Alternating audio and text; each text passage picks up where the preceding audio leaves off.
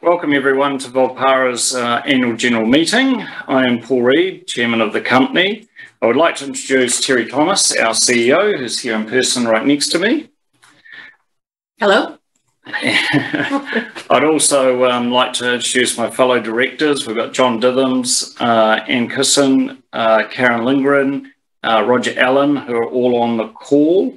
John Pavdilis, always pronounce that wrong every year, don't I? Is not on the call, so you can't tell me off for doing that. In addition, we have our Chief Innovation and Science Officer and the founder of the business, Ralph, here with me as well. And we've got our CFO, Craig, on my right-hand side over here. I'd like to extend a warm welcome to Kevin Brown, who's partner at PwC, the company's auditors, who is also here in person. Thank you, Kevin. Today's meeting will be held online via the Lunam platform. This allows shareholders, proxies and guests to attend the meeting virtually. All attendees are watching a live webcast of the meeting. In addition, shareholders and proxies will have the ability to ask questions and submit votes. Questions can be submitted at any time. To ask a question, press on the speech bubble icon. This will open a new screen, and at the bottom of that screen there is a section for you to type your question. Once you've finished typing, please hit the arrow symbol to send. Please note that while you can submit questions from now on, I will not address them until a relevant time in the meeting. Please also note that your question may be modified, moderated, or if we receive multiple questions on one topic, they can all be brought together into one question for the interest of time. Finally, due to time constraints, we may run out of time to answer all your questions. If this does happen, we will answer them in due course via email, posting responses on our website. Voting today will be conducted by way of poll on all items of business. In order to provide you with enough time to vote, I will shortly open voting for all resolutions. At the time, if you are eligible to vote at this meeting, a new polling icon will appear. Select this icon, will bring up a list of resolutions and present you with voting options. To cast your vote, simply select one of the options. There is no need to hit a submit or enter button as the vote is automatically recorded. You do, however, have the ability to change your vote up until the time I declare voting closed. I now declare voting open on all items of business. The polling icon will soon appear. Please submit your votes at any time. I'll give you a warning before I move to close the voting. So I've been advised by the company secretary that a quorum is present in the room. So I therefore declare the annual general meeting open. I have a copy here of the minutes of the previous AGM that have been signed by me as true and correct of that meeting, and they are available for inspection or by request. I have written advice on the proxies received prepared by Boardroom, the share registry. Proxy votes received totaled 102 million shares, equal to approximately 41% of the ordinary voting shares. I intend to vote as chairman of the meeting all open proxies in favour of resolutions to be put to the meeting. The proxy voting summary and supporting schedules are available for inspection upon request. The notice of meeting was dispatched to all shareholders. I move that the notice of meeting was taken as read, and if there are no questions, I will move on to the procedures. Come through? No. Okay, so the procedure. I will give a short address covering last year's financials, and it will be a short address. We've covered them in the usual 4C and quarterly shareholder results. We will then have John Dithams talk, our outgoing director. He'll give a short address. Then we'll turn to our ordinary business in accordance with the notice of the meeting. And as per usual each year, it's quite a set process we'll go through. The majority of the meeting will be actually conducted by Terry, who will address the meeting, and also Ralph as well, and a copy of that presentation has been posted to the ASX as well for your information. And there will be time for a general Q&A as well. Okay. So I'd like to start off the meeting with acknowledging Ralph. Ralph founded this business quite some time ago and has been on a long journey with us. And we wouldn't be sitting here today if it wasn't for Ralph's work from his research side and actually taking a step forward to capitalise this business and list it and grow it and create it into the business it is today. Also like to welcome Terry on board. The transition has occurred over the last few months and has gone really smoothly, and really happy of how you've started off with the business as well. Could you just actually change the slide, please? So just briefly on the FY22 results summary, we obviously were still trading during a period of COVID, really having us in lockdown. So one of the best achievements through that year was the continuation of our year-on-year revenue increase, particularly in the subscription revenues. We're up 37% or 42% on a constant currency basis. For those revenues to hit our accounts, an implementation needs to occur and go live. In prior years, people would be on site conducting that implementation and training. COVID's allowed us obviously to adapt, to have that more virtually and more online. And I want to recognise, the team have adapted well, and we've continued business as usual through that, as well as lowering, of course, our cost of implementing new customers. Our gross margins staying constant year on year at 91%. We did have, for those who are familiar with the US government loan grants during COVID, the PPP, we've had that forgiven as well on our books. So that's a non-cash income, but of 2.5 million. Our sales and marketing, we can actually see those costs starting to increase again as a slow return to trade shows and travel begins, as well as the world reopens in there. Our year-on-year costs, of course, when it's quite hard to compare year-on-year when you're making acquisitions during the year, and we've now got some full annualised costs coming through of our CRA acquisition earlier. But our general and admin costs are remain largely flat through that year. And we have some changes. Our normalised non-GAAP EBITDA declined. There's some regulatory change in there in New Zealand around grants and funding, and there was that planned increased headcount that comes through. All in all, the summary of the year is another healthy year for Volpara. We are heading in the right direction, and we want to focus, a big chunk of this meeting on the go-forward position, which Terry's going to talk to. But just change slide.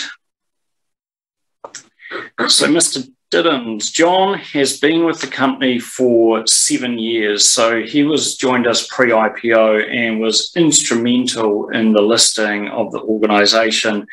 And, John is a very detailed person. And without his skills and expertise, I wouldn't have gone as smooth as it did. And also during his time, he has led all of the capital raising initiatives we've had. He also has chaired the audit committee and made sure kept our auditors under the thumb the whole time and delivering value, to us. John has also been a huge mentor to our CFO, Craig, over here. A big part of Craig taking the job was being able to work with John over the years. And so on behalf of myself and the rest of the board, we really like to thank and acknowledge John's work that he's done for Volpara over the last 7 years. So John, if you'd just like to say a couple of words, that'd be great. You have to come off of mute. That's a common complaint there, yeah. Thanks, Paul. Thanks very much for those kind words. Look, I've had the pleasure of working with the board and management team over a number of years, and we now have a global business based on well-researched science and funded by our shareholders who've been very loyal. From any point of view, I think the company's done this with great success. In the 6 years since I helped Volpara with the listing on the ASX, the company's emerged as a preeminent leader in breast cancer detection, diagnosis, treatment, and ultimately, we hope, prevention through the risk products and so on. Valpara now is used by 5,600 radiographers, with over 35% of US women having a Volpara product involved in their mammogram. So to help them diagnose and treat breast cancer. I was close to breast cancer because my mother died from breast cancer. So I've really thoroughly enjoyed being part of this process. And I've enjoyed being part of Valpara's evolution, and I've had the privilege of working with a very experienced and qualified and management team and a dedicated group of people on the board. So I've thoroughly enjoyed that, and I wish the company and its shareholders every success, of which I'm one, and look forward to saving more families from cancer and to continuing on for a good while to come. So thank you very much. I've thoroughly enjoyed my time, and looking forward to a bit of quiet time. Thank you very much. Thanks, John.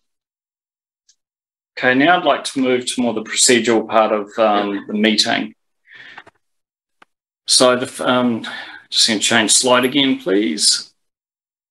So item 1, to receive and consider the annual report, the director's report and the auditor's report for the company and its controlled entities for the financial year ending 31st March 2022. There is actually no formal resolution to put to the meeting, so I'd be pleased to take questions from shareholders on the annual report and accounts. You may also ask PwC or our CFO, Craig, any relevant questions. There's none at the moment, Paul. Okay. I will now proceed to other resolutions on the notice of meeting. Before we proceed, I will note that the final results for each resolution will be received from our share registrar boardroom shortly after the AGM ends, at which point they'll be released to the ASX. As per other years, the results I read out, it's very unlikely that any of the resolutions would change between the meeting now and when we actually release the final results on the ASX. So resolution number 2 here is to consider and if fit to pass the following resolution as an ordinary resolution that John, who retires as director of the company by rotation in accordance with clause 20.5 of the company's constitution and who is eligible for re-election, be re-elected as a director of the company. As you can see on the slides there, we've got slightly over 90 million for votes. The open proxies for the chair, just 738,000, which I'll be voting in favour for. Against, just over 1 million, and abstain, 44,000. There's 69,000 exclusions and no instructions from just over 10 million. So doing the simple maths on that, that meets the threshold of 50%, and that is unlikely to change between now and when we put the final results on the ASX. And move. So the re-election of Ann Cusson as director and joined us during the year, and this is a formal resolution to appoint Ann. To consider and if thought fit to pass the following resolution as an ordinary resolution that Ann, who was appointed by the directors of the company as an additional director on the 1st September 21 in accordance with clause 20.4 of the company's constitution and re-elected as a director of the company. And there. Again, Ann's for votes, a bit over 84 million, open proxies, 753,000, against 176, abstain, a little bit over 7 million, no instructions, but over 10 million. Again, will meet the threshold of 50% and likely to pass post the AGM. So the issue of share options to Ann, which is part of the way we remunerate our directors, to consider and if thought to pass the following resolution as an ordinary resolution that's subject to Ann's re-election under the resolution 3 and pursuant to, in accordance with ASX listing rule 10.14. In all other purposes, shareholders approve the grantor and a director of the company 450,000 options on the terms and conditions set out in the explanatory notes to the notice of this meeting. Please refer to the notice of the meeting for voting exclusion statement. I will note on there that those options are at $1.30, so they're significantly underwater. So we'll be looking forward to getting performance of the company up and beyond that, won't we, Terry? Yep. As well, no pressure.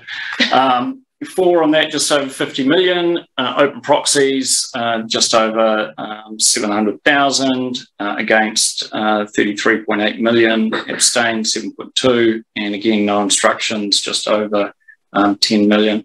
So again, meeting the threshold of 50%, unlikely to change between now and the end of the AGM.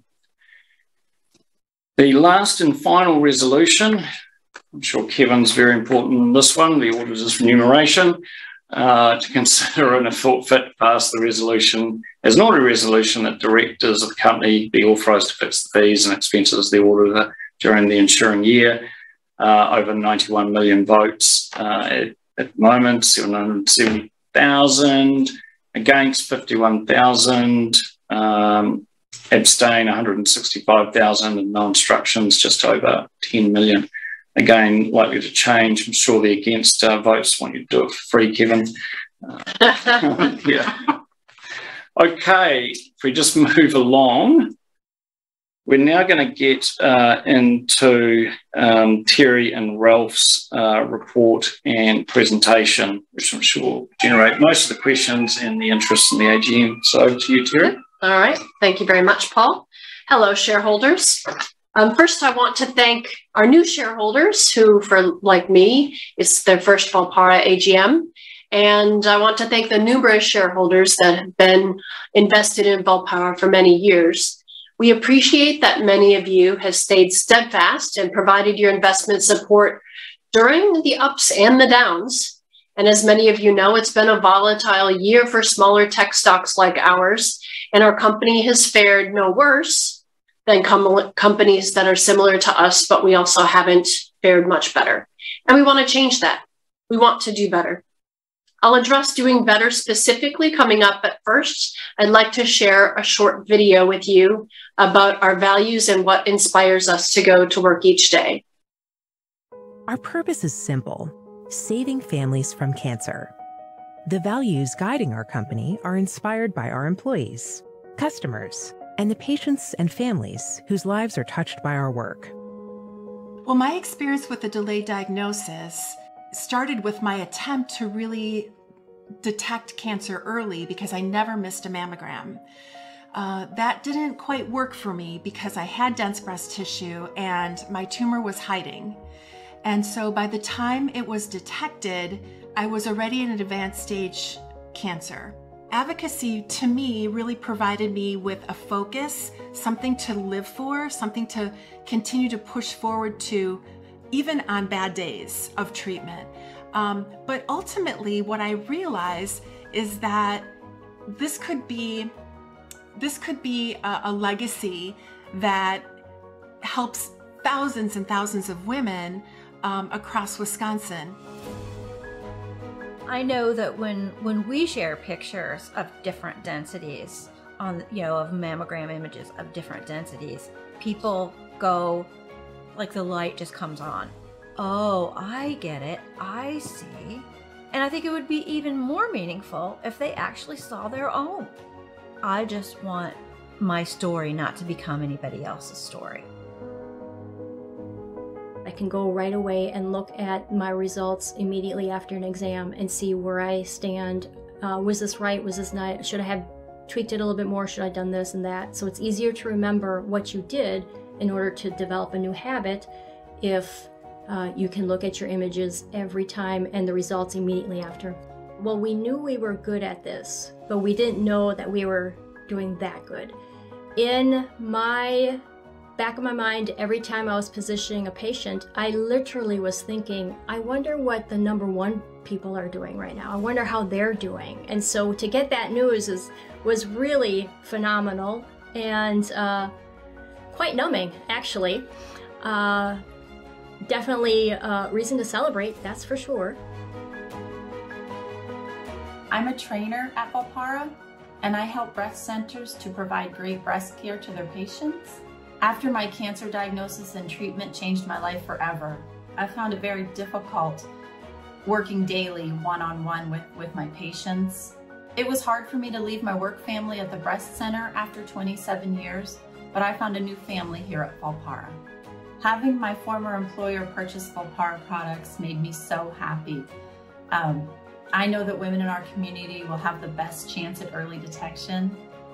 The world is only ever changed by people with shared values committed to a noble cause. Let's do it together.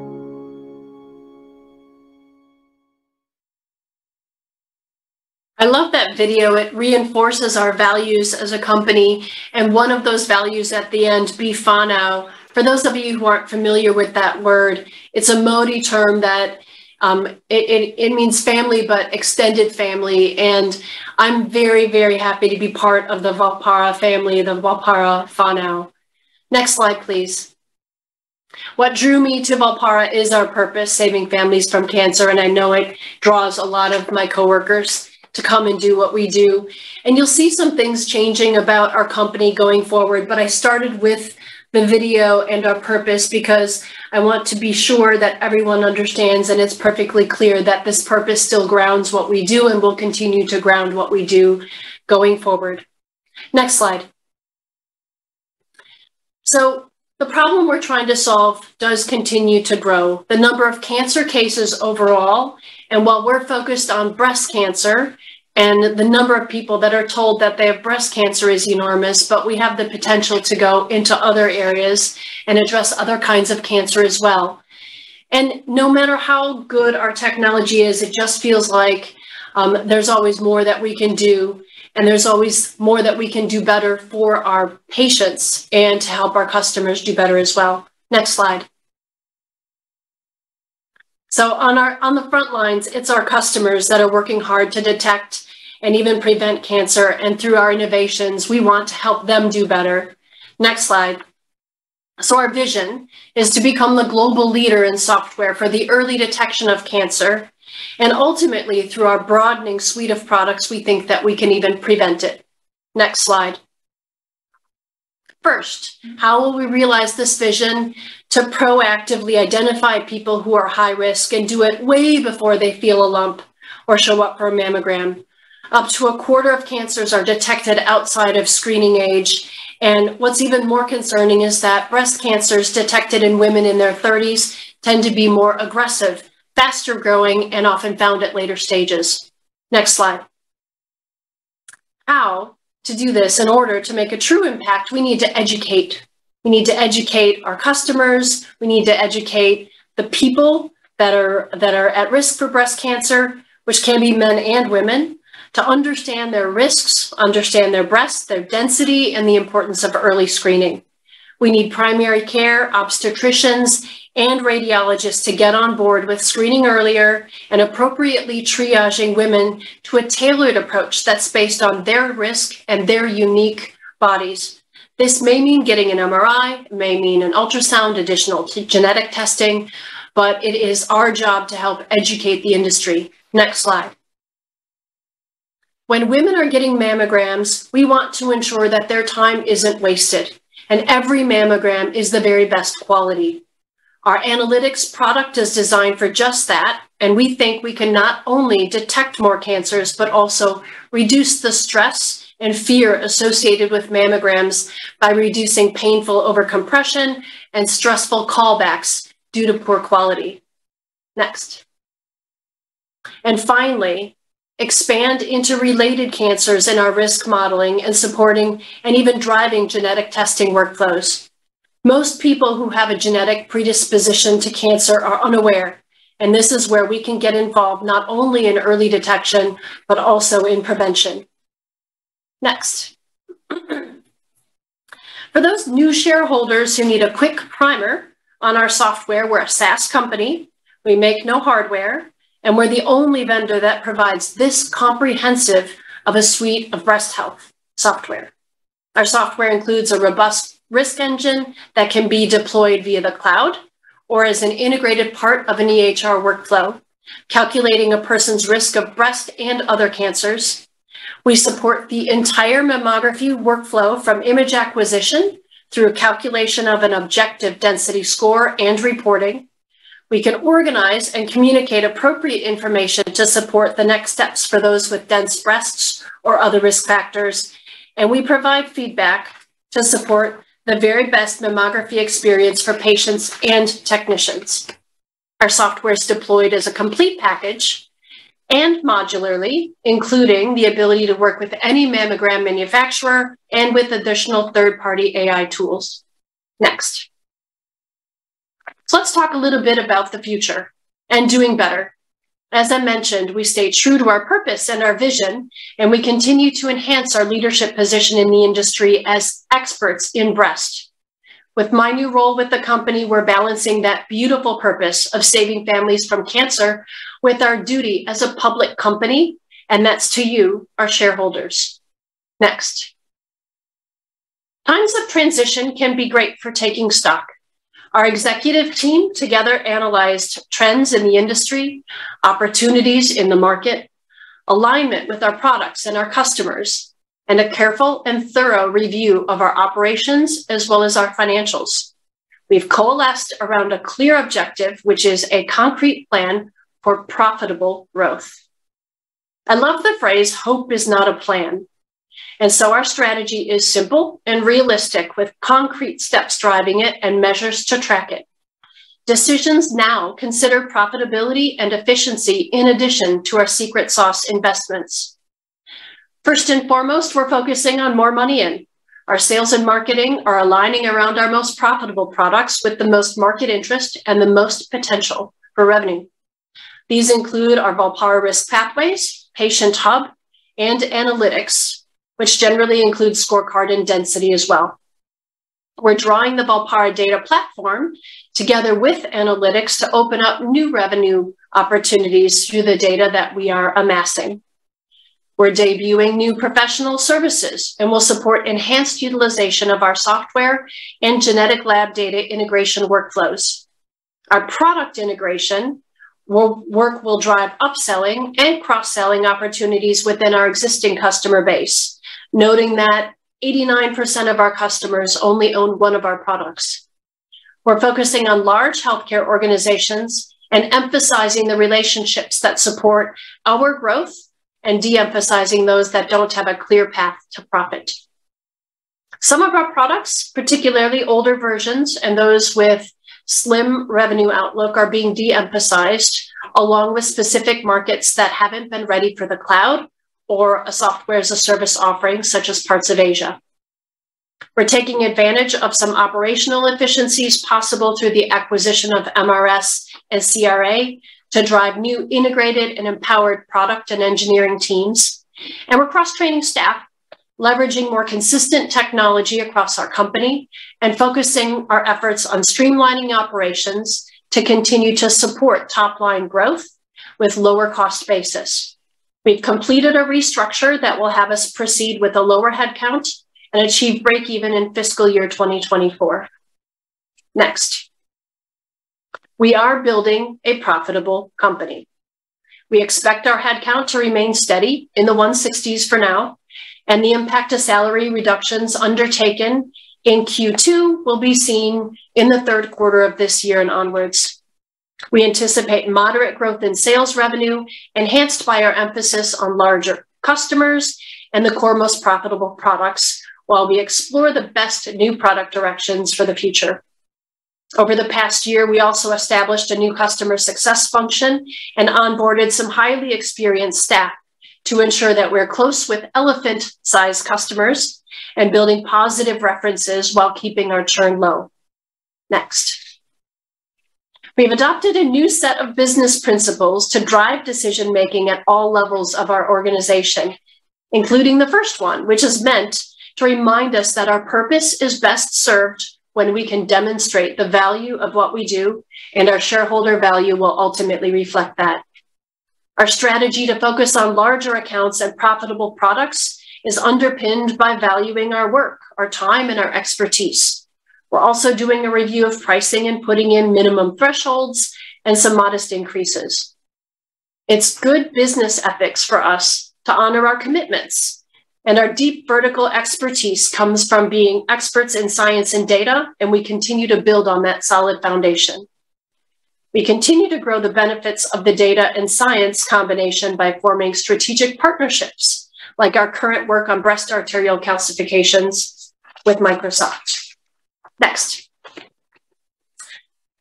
Now, I'm going to just share a few reasons that people buy Volpara software. So one of them, we're kind of like Switzerland. We work with all different kinds of electronic health records, genetic labs, X-ray machines, including our algorithms for density based on raw, unprocessed data from multiple types of manufacturers. Next, we've got a strong reputation in the industry for our science and our expertise. It's very difficult to break into an industry like this and to establish the credibility that we've been able to build over the years since our founding back in 2009, and our customers trust us, and we're leveraging that trust to continue to grow our loyal base. Next. Our credibility is continually reinforced by our science team's support for research of the world over, and nobody has the research validation that we do. This is part of our secret sauce, and this is something we continue to grow and to protect. Next. And finally, our care about women means that we will go the extra mile to help empower them to understand their own breasts and be advocates of their own health. This extends to both showing women images of their breasts and explaining what their density means in simple and easy to understand terms, as well as visuals. Next. The differentiators I just showed you are important for sophisticated buyers, key influencers, and the giants of our industry. And controversial or not, I call them the elephants, and no, there is no hunting and no firearms involved in our relationships with elephants. In the United States, in the last few years, when you look at what's been going on in the market, there's been a fair amount of consolidation with more and more organizations either grouped into large integrated delivery networks or large imaging chains. These are the people that do their homework, and we're proud that they select us. We're happy to welcome RadNet to our whānau. RadNet's the largest provider of outpatient imaging services in the United States, performing approximately 5% of all mammograms in the US, almost 2 million annually, and they expect that to grow. Volpara Analytics will manage the quality of all of the mammograms across RadNet's 350 plus sites. Our Risk Pathways provides risk-based assessment and care coordination to ensure that their patients have access to essential imaging and genetics testing. And from our first conversations with them, we knew that this relationship would go beyond just a vendor and customer, and we continue to review opportunities to explore how we can improve the overall breast health industry together. I'm personally looking forward to meeting with them in a few weeks in the US, as they're an organization committed to quality and a great cultural fit with us. And there are other organizations that are also elephants in the industry, well-respected, prestigious, and 90% of those do not have all of our products. So by adding value through the integration of our suite of products, we expect to broaden our impact even within our current customer base, including some of these logos. Now, leaving the United States for a second into Australia, we are not just in the US. And in the past year, we've increased our customer base in Australia, and we look forward to growing more in this market, one of our two top main areas of focus. Our current footprint in Australia includes most major private imaging groups, including IMED, Integral Diagnostics Group, IDX, Sonic Healthcare, and Loomis. And travel restrictions due to COVID had an impact on the Australian mammography industry, and we can help with that. Volpara Analytics facilitates remote quality audits, which are part of the Australian accreditation process, a significant help for Breast Screen Australia program. And the Sydney Breast Clinic is a prestigious imaging facility that is in the heart of Sydney. And we welcome them back to Volpara's whānau as an influential customer, demonstrating best practices with the aim of personalizing the breast imaging pathway for each client with individual risk profiles. By the way, those that are in bold are new to the whānau this year, so there's been a lot going on. The increased expansion of density across private practice will continue to influence the breast screen program as key opinion leaders work across both market sectors, and the adoption of analytics within breast screen will continue to drive the need for higher quality within the private sector. Next slide. And for the rest of Australia, Radiology South Australia was the final large private practice group to onboard in South Australia, making it the first state where all women have access to breast density results outside of the breast screen program. The Breast Screen South Australia program is currently underway with a breast density research project, which we expect will pave the way for all South Australian women to have access to objective breast density, no matter where they get their mammogram. Next.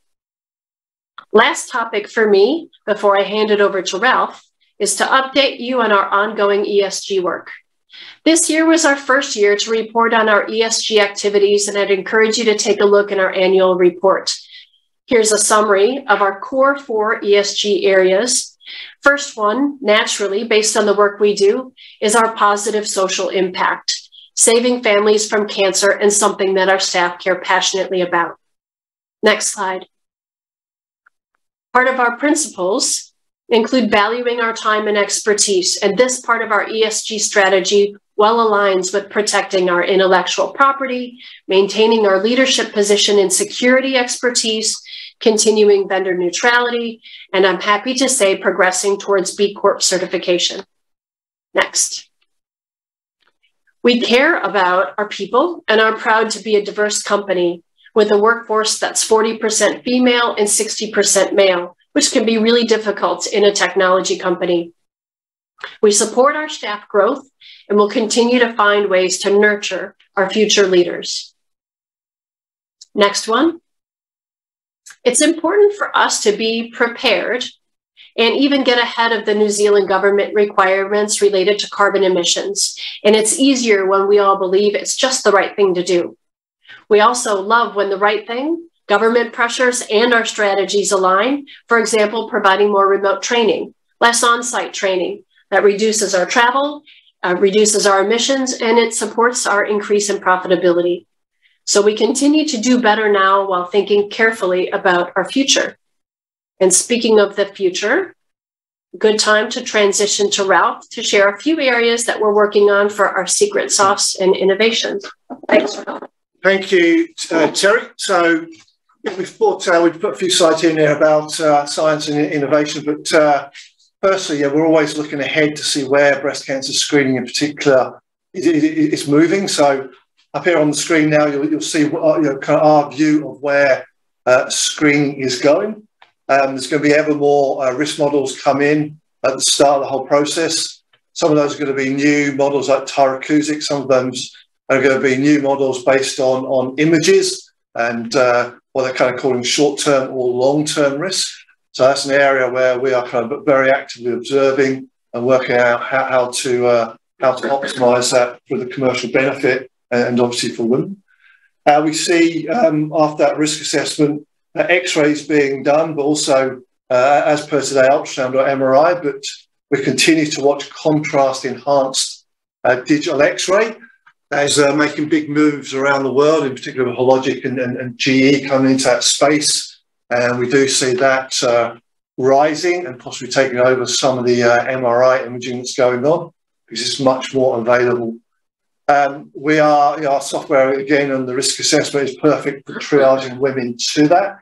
So that's not a risk to us. In fact, it's another opportunity for us. We continue to see AI or computer-aided detection coming into this space.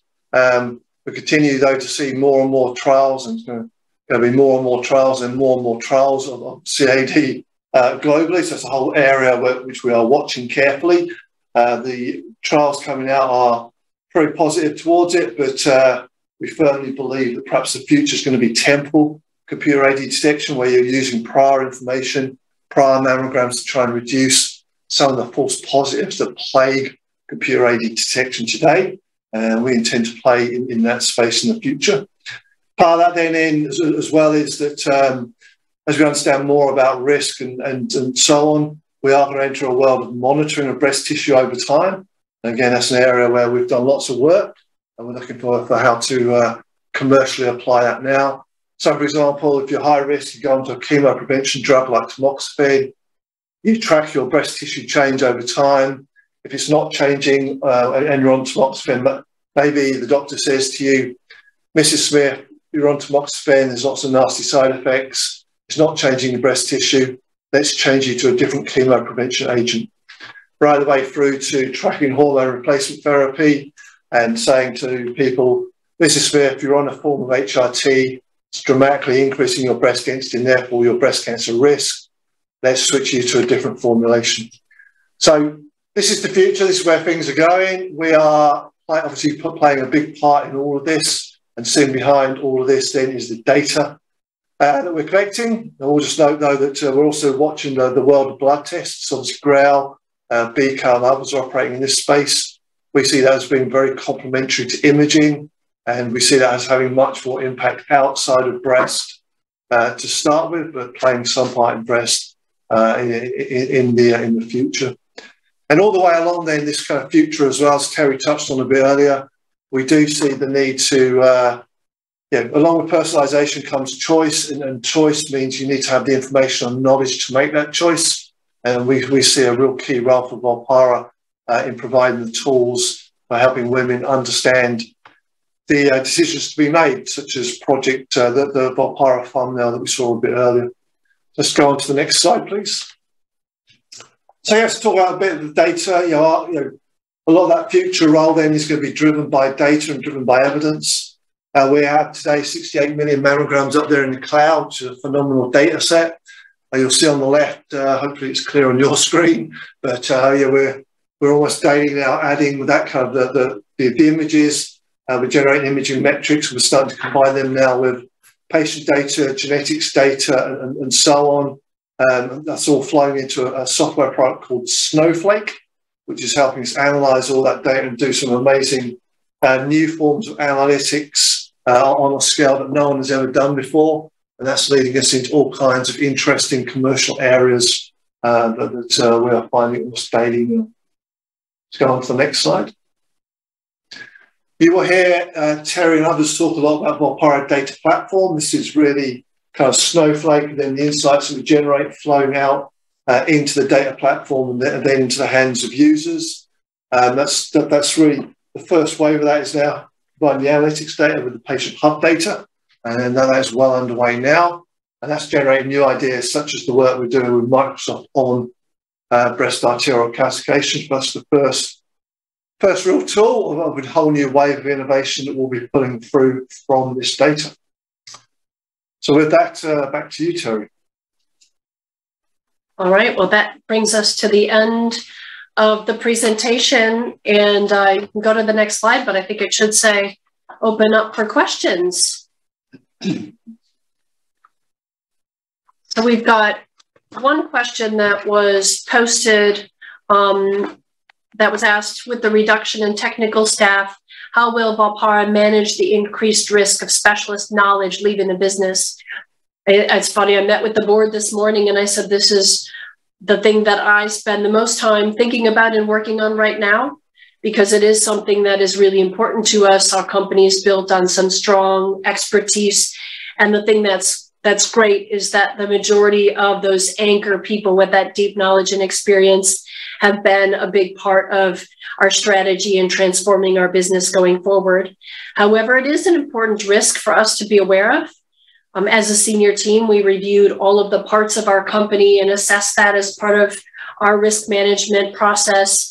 I'm including identifying which are areas that we think might have vulnerabilities. In some cases, we may need to bring in some outside resources.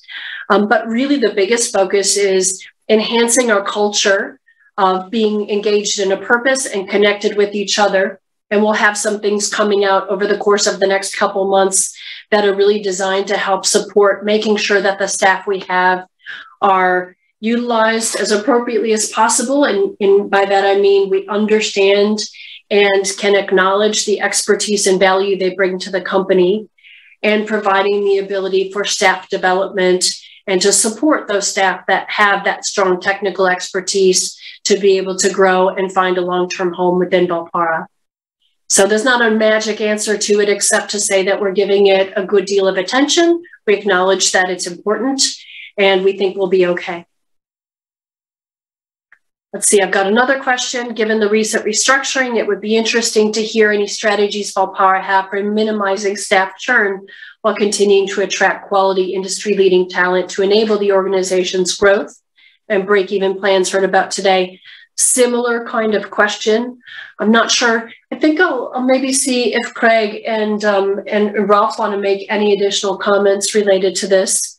But I think it's the same thing. You pay attention to your staff. You appreciate your staff, you validate and empower your staff to be able to use that expertise, and you provide ways that staff can continue to grow within the company. And that's what our team is committed to doing. Anyone want to add anything to that? Rob?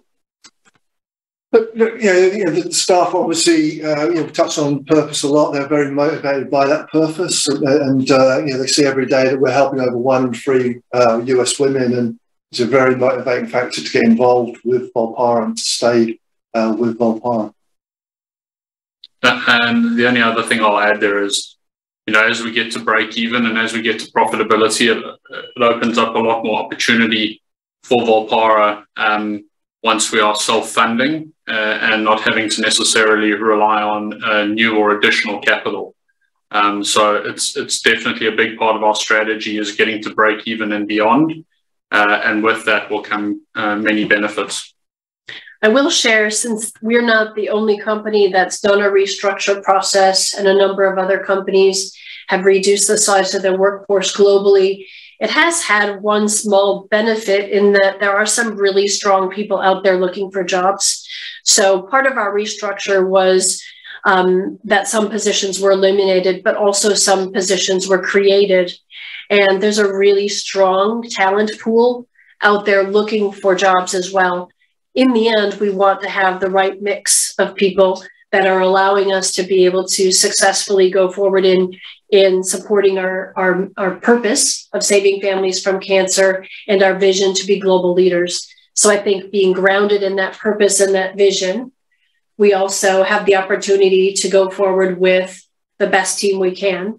And that's a lot of wonderful people that we have, but I think we're going to bring some fresh people in that also bring some new energy and ideas that can help also make it better for the rest of the team. No more questions. Yeah, I see no other questions. Okay. Well, if there's no other questions, that concludes our discussion on the items of business.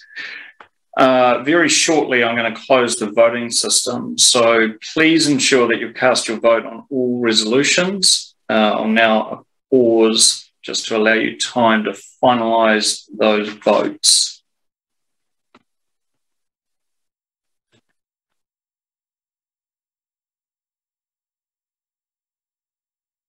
Should have the Jeopardy thing. Okay, voting is now closed. As there's no other business that can be lawfully put before the meeting, I now declare the annual general meeting of Valpara Health Technologies Limited shareholders closed. The results of these votes will be released to the stock exchange later today. Thank you very much for attending online.